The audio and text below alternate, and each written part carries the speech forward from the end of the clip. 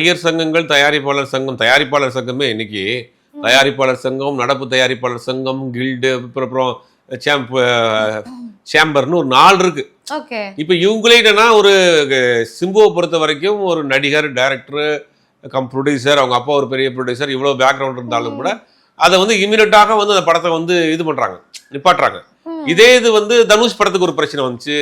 இன்னைக்கு கமல் அவர்களுக்கு லிங்குசாமி ஒரு படம் பண்ணணும், உத்தமவில்லன் படம் வந்து லாஸ்ன்னு சொல்லிட்டு அதுக்கு காம்பன்சேட் ஒரு படம் பண்றாங்க. அந்த பிரச்சனை ரொம்ப நாளா போயிட்டு இருக்கு.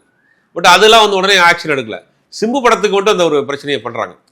அதுதான் ஒரு விமர்சனத்துக்கு ஆனது. அதுதான் ஒரு டிஆர் கூட சொல்லியிருப்பாரு, என் பையன் படத்துக்கு மட்டும் எப்படி பண்றாங்க அப்படின்னு.